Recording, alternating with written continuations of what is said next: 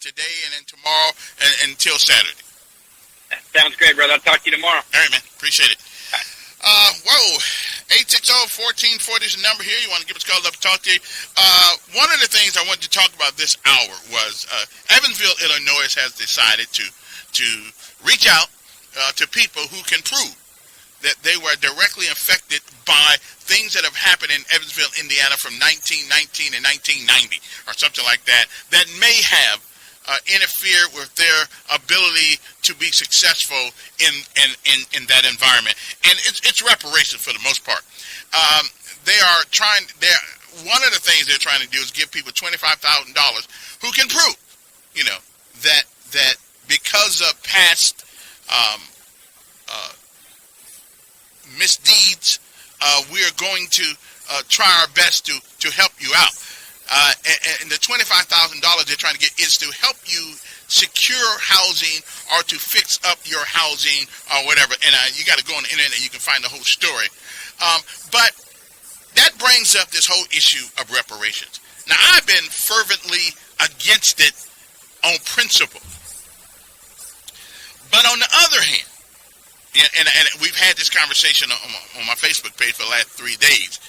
On the other hand, if you say that what happened in the past in America, especially with my mother's generation, nobody owes me anything. Seriously, nobody owes me anything. I was born 1957, right at the end. Trying to get to the end of this whole segregationist, this whole they're not good enough, whatever the case may be. My mother, however, wasn't so lucky.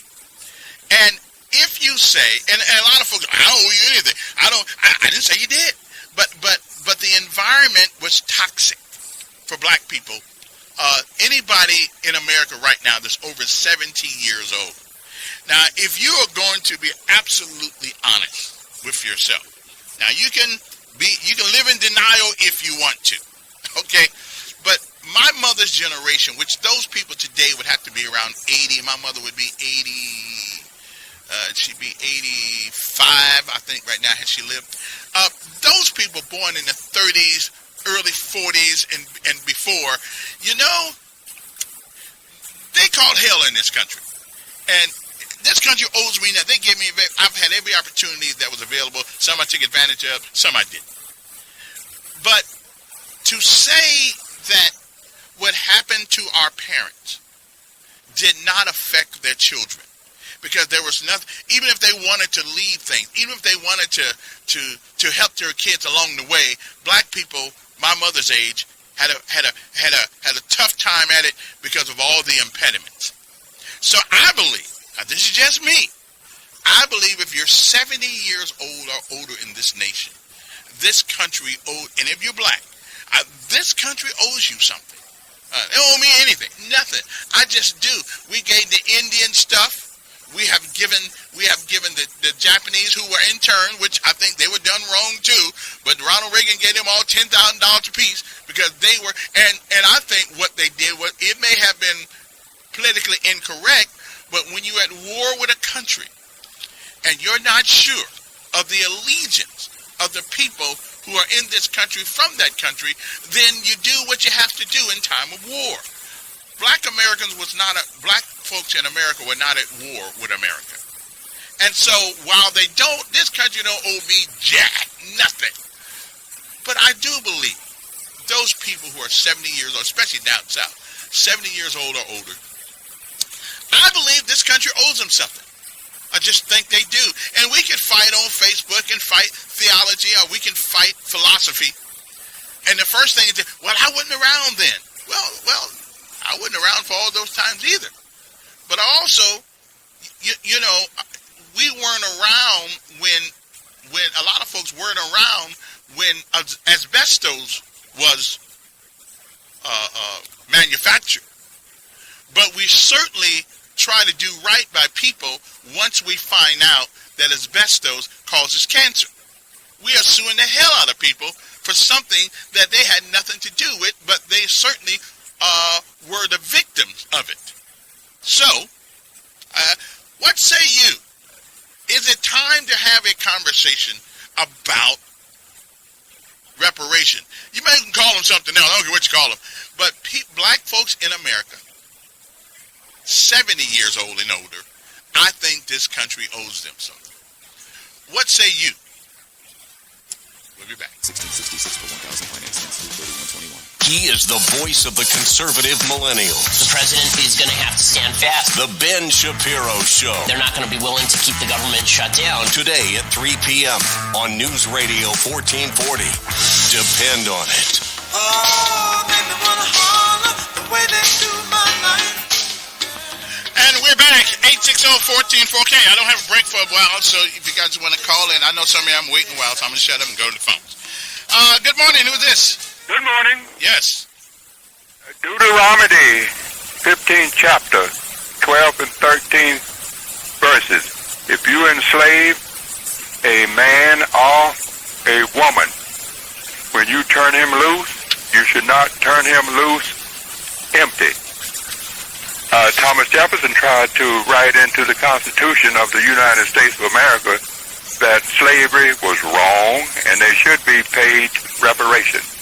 The ball is in the court of CSX Railroad, Aetna Insurance, Laws of London, Brown University as to who is going to pay. The British government is suspect because when they offered reparation, they offered it to the slave holder. Black folks had a rough time in this bad boy. My grandmother was born in 1870, died 1937. You're going to have to figure it out as to the age and what they're going to pay. I'm gone. All righty then. Good morning. Who's this? Hey, Kevin, this is Marty. How you doing? Fine. Hey, Kevin, on reparation on two fronts now, I want to comment on this. Generational wealth is through land and property, right? Mm-hmm. And you had situations where people were literally ran off their land and their lands were stolen from them. And that's generational wealth that you can actually pass down for generations. And your Europeans or your Caucasian people, they do it all the time. And there is a big generational gap, a wealth gap. Now, I also want to say this, Kevin. With the reading and writing, it was against the law. You could be killed or traded off if you was to, learn how to read and write. And there was a reason why they wanted to keep you from reading and writing, because they understood the value of education as it is today. Now, if there was any type of reparation, my idea would be to pay for the descendants' education, for maybe a generation. And I say that only because, let's say you were referring to 70-year-olds and 79-year-olds. When you get to be that age, or even at our age, Kevin, you start thinking about your legacy, what you're going to leave your children, when you're gone. You want to leave them with wealth, or you want to leave them better off than, what they were before. You don't want to leave them with any type of debt or anything of that nature. So, I understand you were talking about, 70 plus year old people, what have you. But my thing is, Kevin, I'm in favor of, paying for the education, higher education, for at least a generation. But everybody is not meant to go to higher education. Well, and so therefore, it'll be a waste of money. Well, they can, the thing is, Kevin, if it's not higher education, trade, trade school. Right. But again, but again, and here's where, and this is why we're always going to lose this argument from that. I want people that are affected directly by the as a consequence of people that did it to them. You and I are about the same age. I don't have any issues. Right. I was able to do what I wanted to do. Well, I tell you what. Can you tell me who your people were? I'd say probably back past maybe 1700, maybe 18. And at this point, it's irrelevant. Your name? Well, not necessarily, because it's relevant to them, Kevin. How in the world? March? What was it? Leprechaun Day? What are you? St. Patrick's Day? Something like that. We're not Irish over here, Kevin. But the descendants of Irishmen are, and they celebrate those days. Right, but they ain't paying them. Kevin, but the thing is, well, Kevin, I mean, come on now.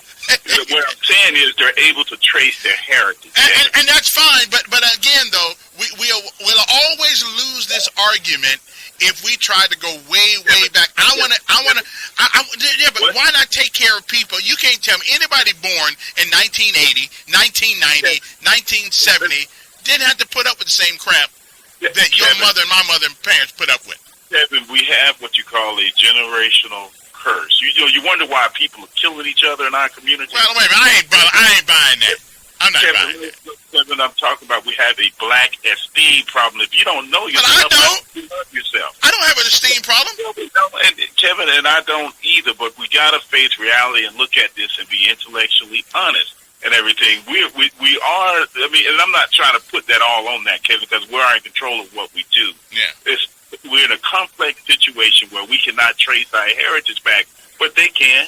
I don't care. And listen, we were screwed, glued, and tattooed. I got that part. But most of us in this country have had an opportunity. I was born in 57. I don't argue with that, right, Kevin. But they also, the other side, your Europeans also had opportunities as well. And that's fine. But they're not whining every day about what happened years and years ago. It's not a whine for the most part. Fox is not going to whine about the hens in the hen house. Right, right. But again, if we're going to be realistic about trying to get somebody something for the way they were treated, it would have to be those people in their 70s and older, because they were directly affected by the environment that was set upon them. Well, what if someone in their 70s and older say, well, you know how you can make this right with me? Make it right with my descendants after me. Well, we can't. Hell, we ain't got enough money for that one. Kevin, I know you got to go, man. And I'm a realist. I mean, I don't expect any monies or anything of that nature. But it's possible. But my thing is, we got to acknowledge the gap that we have, and the gap that we have is because they started on the 50-yard line, and we started in the end zone. And I hear. All right. Hey, appreciate it. 8:35 in the morning. Reparations are something they're about. I'm all for it for folks black people 70 years old and older. They don't owe me anything. This country, they gave me every opportunity. Hell, matter of fact, hadn't been for the United States Army and a little education, I wouldn't be where I am today. So I'm good. I'm good. And the only reason why I'm not a millionaire, because I wasted too much money. Good morning. Hey, good morning, Kim. Yes. I'm going to start this off by saying my father and you are probably around the same age. My father grew up here in the South. And my mother, same way. They caught hell. Yes. They became successful regardless of that. But they caught hell. So my point is, your experiences are your experiences. Your experiences are one of hundreds of thousands of people, African Americans in this community, in the country, right? So stop putting your experience and how you feel on what everybody else should feel like when their experiences are completely different from yours and yours completely different from theirs. Right. Would you agree, though? Would you agree that not only I'm not really I'm not judging this solely by my experiences. What I'm judging is the environment that was around in the 1930s, 40s, and 50s, and early 60s when black folks... That same environment was happening in the 60s, 70s, and 80s in the South. That's my point. Well, really? Listen, Kevin, I'm trying to tell you, man. I keep saying, I'm going to say this again, your experiences are your experiences. And they're completely different from the experiences of other people here in the South. So when you alienate or you say, 75 or 70 or older, well, my folks are right there in that generation, but they had brothers and sisters that were younger than them, and they experienced the same thing. But they could have left the South, right? They could have left this place. Could have left when you were 18, 19, yes. 20, 21. Yeah, I mean, they could have left. Yeah. They could have. Could have, but the point is, it doesn't matter if they left or not. They still experience it. Right, and I agree. But now let me ask you a question. You do believe that there are white people who are treated just as bad as black folks were during that time. You agree? I would say yeah. I mean, I can agree to that. Some Okay. people were. Yeah. So But as a whole, But as a whole, the environment for older black folks in America, it was right. The government instituted things that were impediments to black upwardly mobileness. no, I would not. Here we go with the Democrat Republican thing. Either way, I know all of that, the impediment that was placed on, that are still holding people back there. I get all that. But here's the deal. Why did the government even have to step in and do anything? Because man in its natural environment is evil. So okay. Now, there we go. I mean, we are. We're getting somewhere now. So you're saying man's natural being is their flesh is evil, right? Right. And most people try to do everything to satisfy the flesh over satisfying the spirit. Right. Mm-hmm. Okay. So if we know that and people were evil, doesn't it just make sense that this? I understand what you're saying. If we try to make the reparations go beyond people 70 years old, blah blah blah, they're not going. But at the end of the day, the repercussions of what transpired did are those. I guess you could say the sins of the father are passed to the son. So are the wounds that were created are passed down generation to generation. But you expect all of a sudden, just because 50 years ago we had a civil rights movement, everything was supposed to be made right? no, and I would tell you this. I don't care if you were born in the best of neighborhoods in Montgomery or Birmingham, wherever. I don't care if your parents lived good, school. There was still going to be hard times for everybody, no matter what their lot in life was and how they started out. But Kevin, there were more impediments and more harsh times placed on some of us Right. than there were of others, simply because of the color of our skin. And I agree with you. But again, there are people who get impediments strictly because they're not tall enough. Again, Kevin, but look. Yeah, you're not going to the NBA probably finally. Exactly, I'm not. Yeah, we get that. Right. But it's not I'm not going to the NBA because I'm black. Or so I'm not going to Well, now you don't get. Wait a minute. Now you don't get to make it to the NBA if you're white. That's a lie. Look at all the white boys in there, man. Come on, these boys can shoot. I ain't talking about the guy who sweeps the court. I ain't talking about the guy. I'm talking about these guys that's on the team. Yeah. These boys can shoot. All right. Best of the best. Well, Remember that. The best of the best are there. Right, but again though, there has to be a cutoff because I'm just Why telling. does there have to be a cutoff? Because we're pleasing somebody else again? No.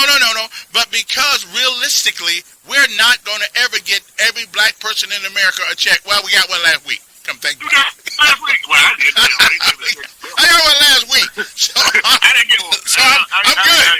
I thought about reparations. Yeah, I'm good. They keep telling us we don't qualify. Well, and because you have taken advantage of the opportunities you have to put yourself in a position where you can make a decent living. But at the end of the day, it still doesn't negate the fact that we had those impediments. Well, there's some things we got to live with. But there's some things we why should I have to live with it, though? because every group and subgroup, there are going to be disadvantages one way or the other. I think the clearest thing, we know clearly that black folks in America, 70 years old and older today, were clearly done wrong.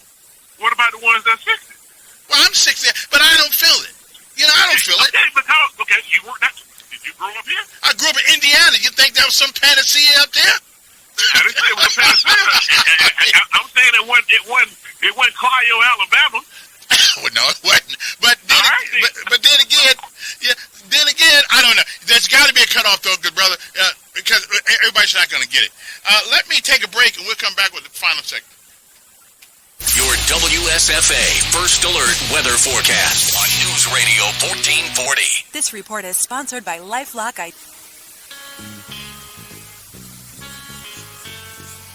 I will admit this is one subject that brings about a bunch of contention out of people in America sometimes. We certainly didn't mind giving the Japanese money and trying to make up for the problems we cause the Indians, but when it comes to black folks, the way they were treated, there seems to be always some animosity about it. I just don't get that. If we want to do the right thing, do the right thing. And I think doing the right thing by people 70 years old or older or black in this country is cut them a $10,000 check, the same way you did the Japanese. I'm just saying. Not me. Not me. I don't need it. I'm good. All right, let's go back to phones. Good morning. Who is this? What state is you talking about going to give money? What state was that? Evansville, Illinois. Oh, man, please. Listen, the bottom line is simple. They got stipulation in the game already now. If you're from that state, Illinois, and you are 70 years old, you shouldn't have to prove a damn thing. You know that. 70 years old, you born in that state, you're in penal or something. Wouldn't you agree? Yeah, absolutely.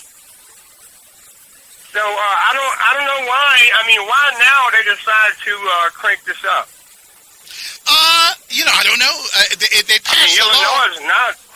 I don't care that much about it. I go through there from time to time up to Battle Creek. Yeah. And it's not that big of a deal, really. No. So I don't know why they covered this now. What they said they're gonna give them $25,000? Well, to assist either in purchasing a home or fixing up the home that they have.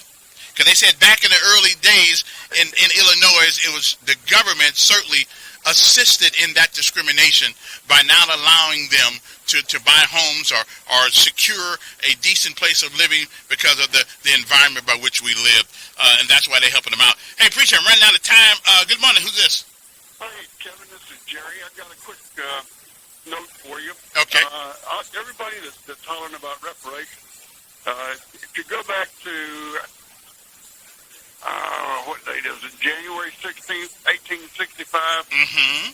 Sherman had a field order number 15 that basically said that every slave would get 40 acres and a mule. That's right. Yeah.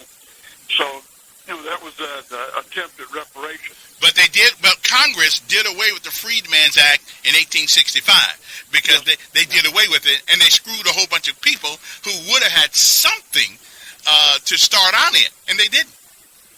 Yeah, that's true. That was under Johnson after Lincoln was assassinated. Right. But, that was basically an attempt to try to level the playing field. Right. But Congress came in and took that, so. Case goes to politician, man. Yep, that's right. Hey, appreciate it, man. And again, we're just trying to do the right thing. Good morning, you on there. Good morning, Kevin. Yes, ma'am. You was talking about reparations, but but the blacks gonna always be way behind. My grandmama lived long enough to tell us about slavery. Mm-hmm.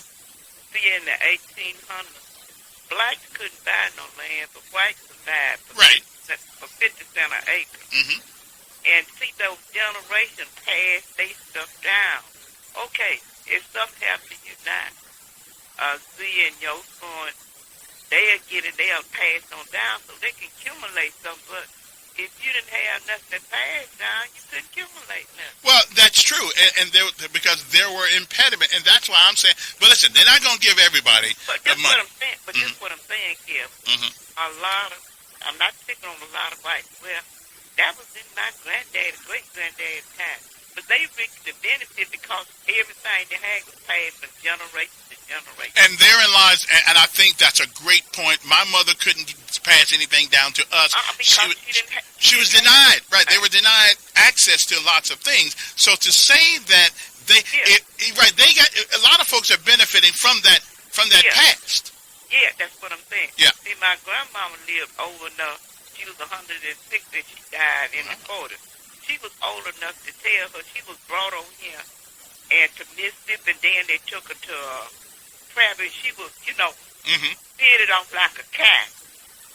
But the white could buy land for 50 cents an acre. The white, but the black didn't even buy nothing.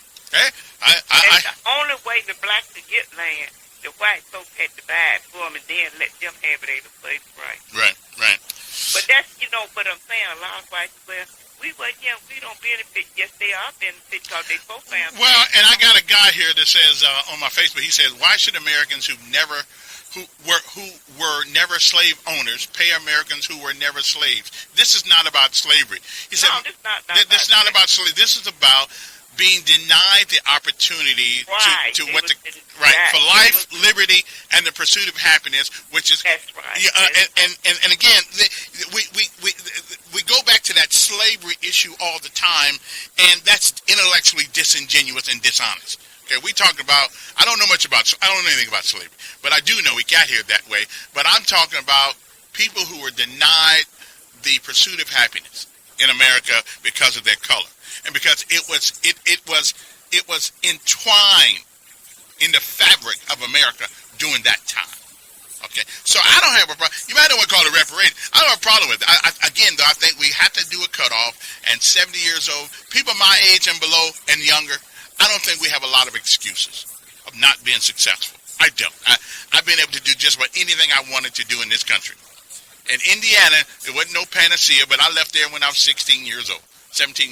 So I didn't know much about that anyway. Good morning. Who's this? Hey, Kevin, excellent show this morning. A couple things.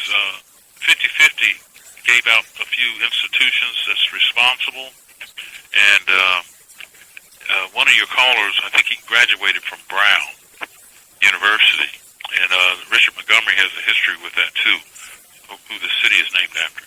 But Larry G, give me a call. Thanks for taking my call, Kevin. All righty then. Good morning. Hey, Kevin, Terrence Watchdog Dawson. Yes. Kevin, you might remember when I was on the city council, I was successful in implementing, with the help of Mayor Bright, the first stimulus project in the city of Montgomery, where we gave the elderly people $15,000 of free money to fix their homes.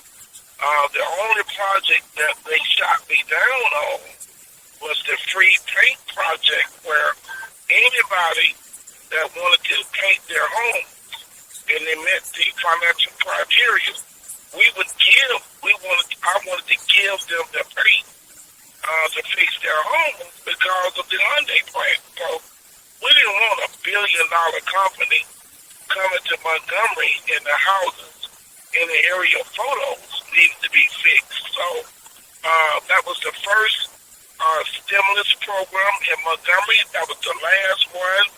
And I hope Mayor Reed will go back and look at what we did and consider implementing that program again to help many of the elderly people fix their homes.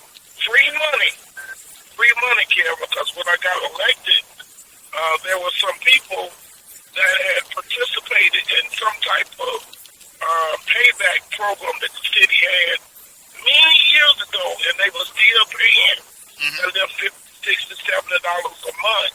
But this program that I implemented was free. Didn't cost the citizens not one dime, and they were so elated, Kevin, to get new roofs and get the electrical fixed in their house and gas in their house. Have you ever went into an old house and, the gas was so bad, the room looked black? Because of all this stuff in it. So we were able to do a lot of things like that, and I think we should do more to help our senior citizens. Okay. Appreciate it. And I think we should too. But again, I think that word reparations, people don't like that word because it means to repair, to make good, to fix what's broken in a certain kind of way. But then again, I'm 70, I think 70 years old and older. If you're going to give the Japanese a $10,000 check like Reagan did for being interned wrongfully, then I just think, okay, let's give all the black people in America, since they give all the countries billions of dollars, I think some of these people are not where they need to be because they were impeded. They were not able to do the things that I've been able to do. So God bless America. I love it, and I'm not going anyplace else. But I've had an opportunity because of what they had to sacrifice through, because of what they suffered through. I didn't have to. Okay? What my mother went through, I didn't have to go through that. And so we are a better country. We're a great country, but we're not a perfect country. And therefore, I believe that we have an obligation to take care of the best we can some of those people whose lives weren't as good as they could have been, because we as a nation,